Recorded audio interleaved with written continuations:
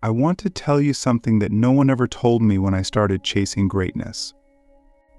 Not the books, not the podcasts, not the motivational speakers. They all told me to dream big, hustle hard, visualize success. But none of them told me the truth. None of them warned me that the path to becoming who you're meant to be will cost you more than comfort, more than time, more than energy. It will cost you parts of yourself you didn't even know you were still clinging to. And it will not ask for your permission. Because greatness isn't free. The price is spiritual. And it's shocking. We live in a world that glamorizes the result but hides the process. You'll see the medals, the awards, the followers, the applause, but what you won't see is the soul that cracked open behind the scenes. The nights of doubt so heavy they felt like gravity on the chest. The loneliness of outgrowing everyone you once called home. The spiritual tension of knowing you're destined for more, but still carrying the weight of who you used to be. You won't see that on Instagram, but that's the cost. That's the toll. And it's real. Click subscribe to this channel to get more profound insights. I've sat with people who've built empires, millionaires, artists, athletes, and when the cameras are off, they all say something similar. I had no idea it would be this heavy. Not the work. The inner weight, the burden of becoming. Because when you walk the path of greatness, you don't just build something outside of you, you burn away everything inside of you that isn't aligned with your highest self. And that process is sacred but brutal. Have you ever felt like life was stripping you down piece by piece? Like you were being emptied? Let me tell you, that's not failure. That's forging. That's the fire doing its work. That's the universe saying, you say you want to rise? Good. Then let's see what you're willing to let go of. And here's the part most people avoid. To become great, you must be willing to disappoint people. You must be willing to be misunderstood, to be doubted, to outgrow the version of yourself that made others feel comfortable. And that's terrifying, because we've been conditioned to associate love with acceptance. So when we start to separate from the crowd, when we start walking a path only we can see, we feel guilt. We feel fear. But that fear is not a stop sign, it's a threshold. You have to decide, are you more loyal to your old identity or your future self? Because you can't serve both. One will always betray the other. And if you're not careful, you'll spend your whole life staying small just to make others feel safe. But greatness? Real greatness? It demands betrayal, but not the kind you think. Not betrayal of others. It demands the betrayal of every lie you ever believed about yourself. Every limit. Every false story. Every belief that tells you you're not worthy, you're not ready, you're too much, you're not enough. Those illusions will fight to stay alive, but your evolution depends on their death. So let me ask you a question, one most people never stop to ask. What part of you is afraid of being fully seen in your power? Not the version of you that tries harder. The version of you that is greatness unfiltered, unafraid. What stories would you have to release to become that person? What identities would die? What relationships might not survive your expansion? Because here's the paradox. Everyone wants to be seen until it's time to be seen fully. That kind of visibility requires inner strength most people never cultivate. It requires facing the parts of you that are still performing, still proving, still hoping for permission, and then choosing to rise anyway. I've learned that greatness doesn't begin when the world claps for you. It begins when you clap for yourself quietly, in the dark, when no one's watching. When you show up anyway. When you keep going, even when the rewards haven't arrived. When you stop asking, will they love me for this? And start asking, will I respect myself if I don't do this? That's the real toll. The spiritual price. The countless moments where you could shrink and you don't. The moments where you could numb and instead you feel. The moments where you could fake it and instead you go deeper. That's what makes someone great, not their talent, but their truth. Not their success, but their courage to carry the weight of it. And yes, greatness will cost you. It will cost your illusions. It will cost your comfort zone. It will cost your old life. But it will give you something more valuable than anything you've ever known: alignment. The feeling of looking in the mirror and seeing someone you finally recognize. Someone who didn't fold. Someone who didn't run. Someone who endured the fire and came out not just stronger but softer, more awake, more human, more you. So if you're feeling tired, heavy, stretched, don't panic. Don't quit. That's not a sign that something's wrong. That's a sign that something sacred is happening. You're not breaking, you're building. And the toll you're paying right now may be invisible, but the reward will echo for generations. Because this isn't just about success. This is about transformation. You're not here to impress. You're here to impact. You're not here to fit in. You're here to transcend. And every step you take into that becoming is a prayer. A prayer your future self will thank you for. A prayer the world didn't know it needed until you answered the call. So I ask you before we go further, are you willing to pay the toll? Not just once, not just when it's easy, but again, and again, and again. Until the version of you who once feared your own greatness becomes the version of you who embodies it. Because that version is already inside you, waiting, watching, whispering.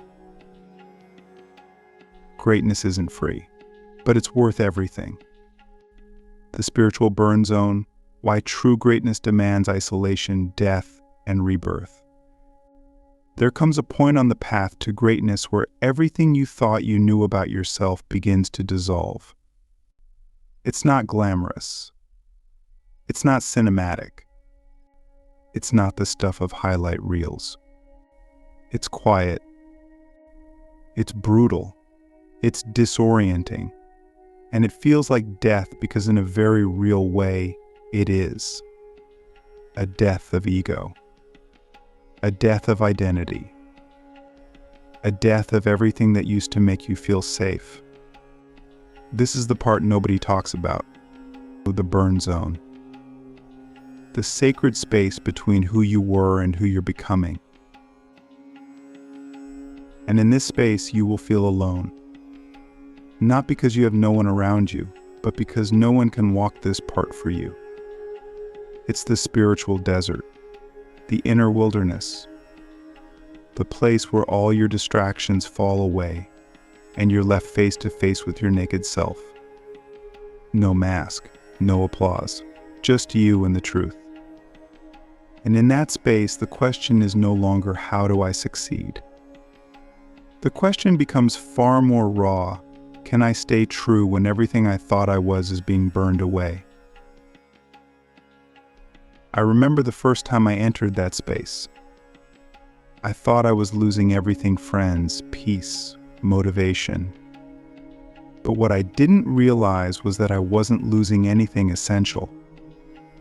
I was losing the versions of myself that couldn't survive where I was going. And that's the burn. That's the price. Greatness doesn't just give you more, it requires you to become less attached, less performative, less addicted to external validation. And that process hurts like hell. But it's holy. Because every spiritual tradition, every mystical path, every hero's journey includes this moment, the isolation, the descent, the stripping away. Jesus in the desert, Buddha under the Bodhi tree, Moses in exile. It's not a glitch in the system. It is the system. You must be emptied before you can be filled. You must be dismantled before you can be rebuilt. And most people never make it through this part. Not because they're weak, but because they don't realize what's happening. They think they're failing, but they're actually forging. Let me say this clearly: isolation is not punishment. It's preparation. When the world around you starts falling away, when the support dries up, when the recognition disappears, when you feel like no one understands you, that's not the universe abandoning you. That's the universe initiating you. It's saying, let's see who you are when no one's watching. Let's see what you're made of when the lights are off. And in that space, you'll have to confront the most dangerous lie of all, the lie that you need to be seen to be valuable. That if no one's clapping, maybe you're not enough. But that's the illusion, because real greatness doesn't come from being seen. It comes from seeing yourself clearly, truthfully, fiercely, without the filters, without the performance. Just you, raw with purpose. So here's the deep question you need to ask right now. Am I willing to be unseen so I can become unstoppable? Am I willing to sit in the silence, in the not knowing, in the burn long enough to let the false parts of me die? Because if you are, something incredible happens. The fear turns into fuel. The loneliness turns into focus.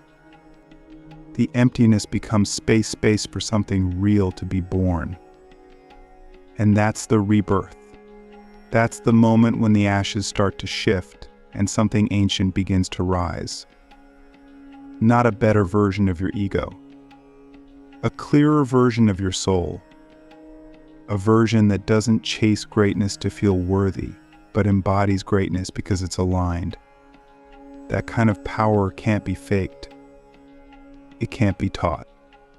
It must be earned in the fire, known in the dark, in the quiet.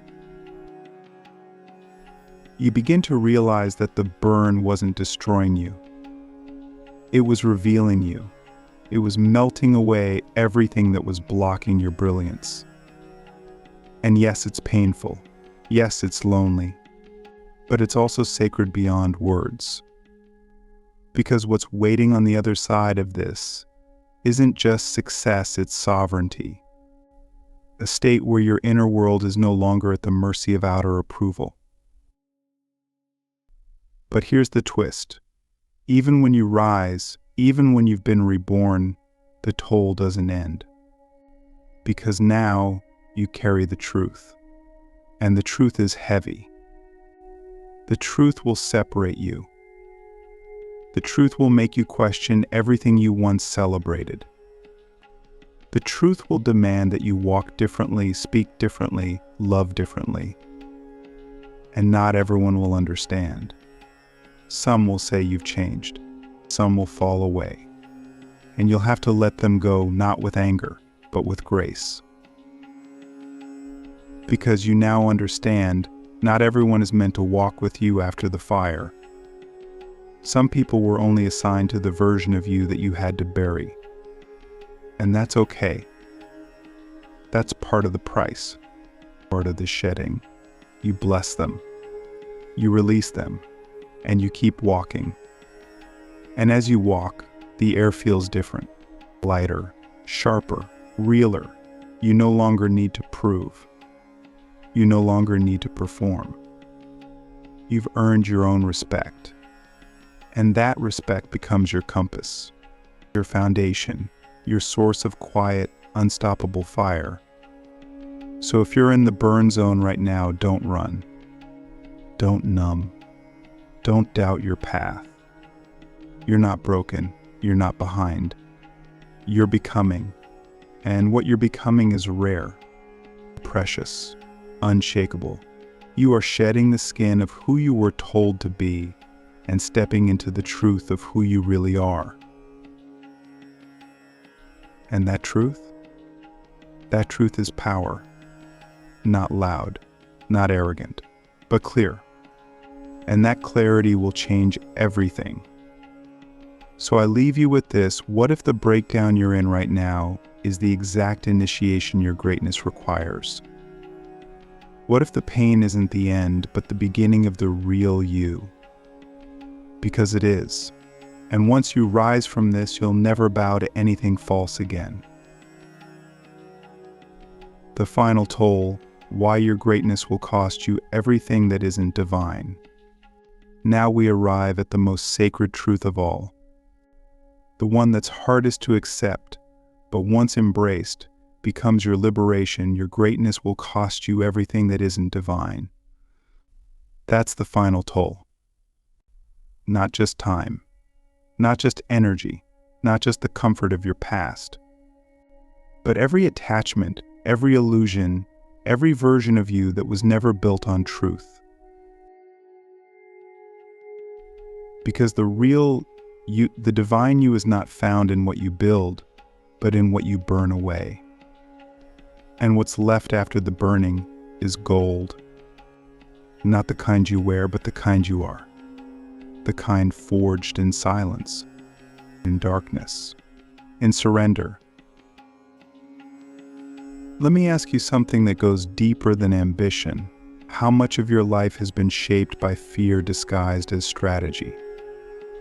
How many dreams have you downsized to make more realistic?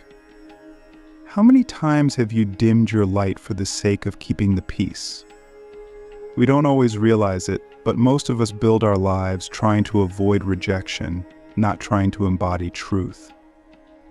And then we wonder why we feel like something's missing even at the top. But the soul knows. It always knows. And when you truly commit to greatness, not just success, not just validation, but spiritual greatness, you begin to see clearly. Anything in your life that is not built on truth must go.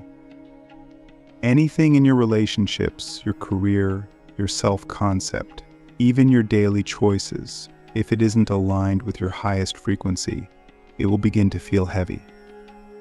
It will begin to feel like friction. And that's not punishment. That's the divine clearing space. That's your future self rearranging your present reality.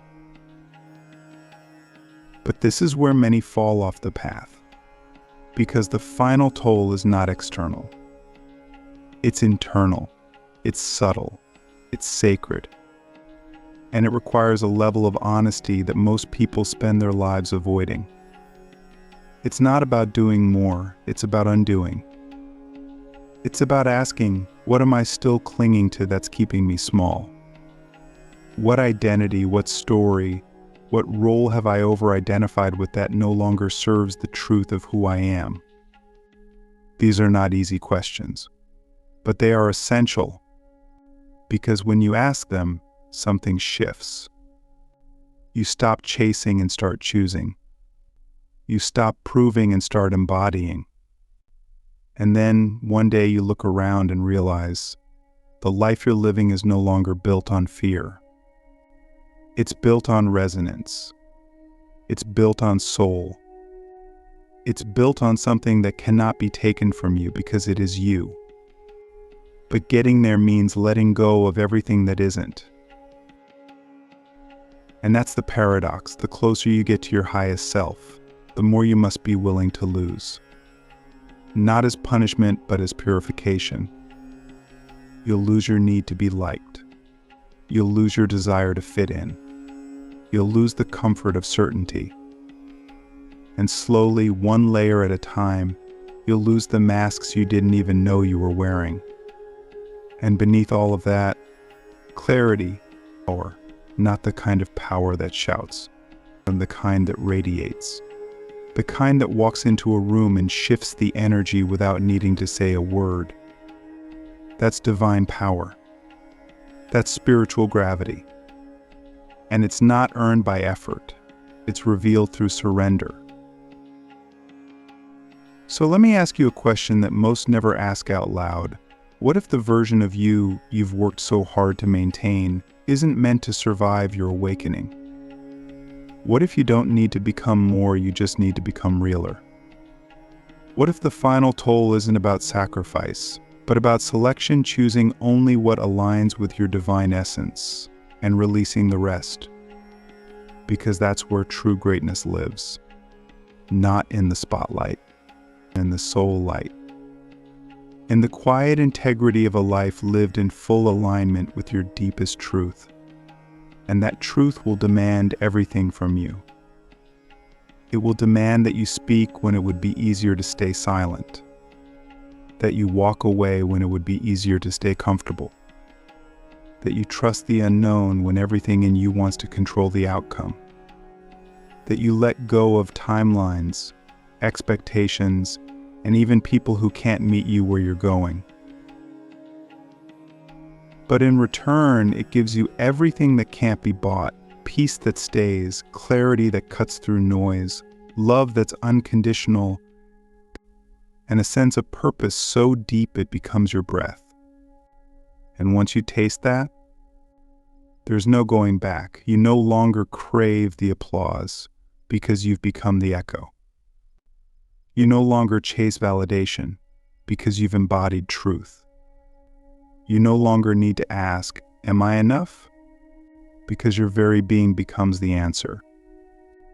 And this is what I want you to know deep in your cells, deep in your bones. You are already everything you seek. Not in some vague, poetic way. In a real, grounded, soul-level way. But to realize that, to live that, to embody that, it will cost you everything that was never you to begin with. That's the final toll. And you must be willing to pay it not once, but over and over. Every time you level up. Every time you expand.